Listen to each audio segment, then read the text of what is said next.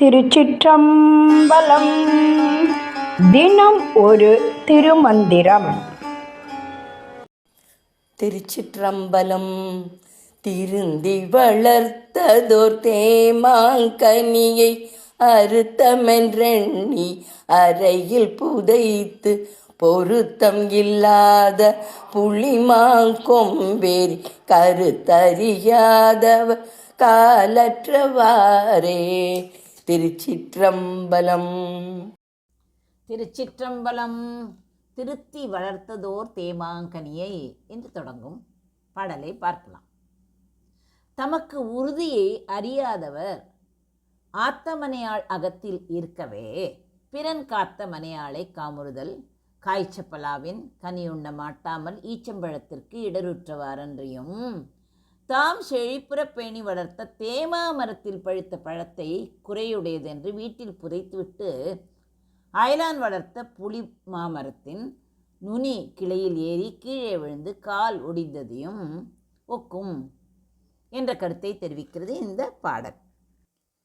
திருத்தி வளர்த்ததோர் தேமாங்கனி என்று கூறுகிறார். மிக கவனமாக பராமரித்து வளர்க்கப்பட்ட இனிமையான மாம்பழம் போன்றது நம்முள்ளே இருக்கும் ஆன்மா அல்லது இறை உணர்வு. அறுத்தம் என்றெண்ணி அறையில் புதைத்து அந்த இனிமையான கனியை உண்ணாமல் அது ஒரு பொருள் அர்த்தம் என்று நினைத்து பெட்டியில் வைத்து பூட்டி மறைத்து வைப்பதைப் போல மனிதன் என்ன செய்கிறான்? தன் உள்ளத்தில் இருக்கும் இறைவனை உணர தவறிவிடுகிறான். பொருத்தமில்லாத புளிமாங்கொம்பேரி, இனிப்பான மாம்பழம் இங்கே இருக்கிறது அல்லவா, அதை விட்டுவிட்டு எதற்கும் உதவாத புளிப்பு மாமரத்தின் புளிமா என்று கூறுகிறாரே, அந்த புளிப்பு மாமரத்தின் கிளைகளில் ஏறுவதைப் போல மனிதன் நிலையற்ற உலக விஷயங்களில் ஈடுபடுகிறான். காலற்றவாறே. புளிமாமரத்தின் கிளைகள் பலமற்றவை அல்லவா, அதில் ஏறினால் என்ன ஆகும்? கிளை முறிந்து கால் உடைவது உறுதி. அதுபோலவே சிற்றின்பங்களை நம்பி போனவர்கள் இறுதியில் ஏமாற்றத்தையும் துன்பத்தையும் அடைவார்கள் என்று கூறுகிறது. இதன் தத்துவ பொருள்தான் என்ன? தேமாங்கனி என்றால் என்ன? இது நிலையான பேரின்பம், முக்தி நிலையை கூறுகிறது. புளிமாங்கனி என்பது இது நிலையற்ற சிற்றின்பம், பணம், காமம், உலகப் புகழ் என்று இருக்கிறதே அதையெல்லாம் கூறுகிறது. காலற்றவாறே. உலக ஆசைகளில் மூழ்கியவர்கள் அதன் வடிவில் மன அமைதி இழந்து ஆன்மீக பாதையில் முன்னேற முடியாமல் தவிப்பார்கள். இதற்கு ஒரு கதையை நாம் பார்க்கலாம். ஒரு பிச்சைக்காரன் ஒரு பழைய மரத்தடியில் அமர்ந்து வாழ்ந்து வந்தான். வாழ்நாள் முழுவதும் பிச்சை எடுத்து கொண்டிருந்தான். அவன் அமர்ந்திருந்த இடத்திற்கு அருகிலேயே ஒரு பெரிய தங்கப்புதையல் இருந்தது. அது அவனுக்கு தெரியாது. அவன் பணம் வேண்டும், பசி தீர வேண்டும் என்று ஊர் ஊராக அலைந்தான்.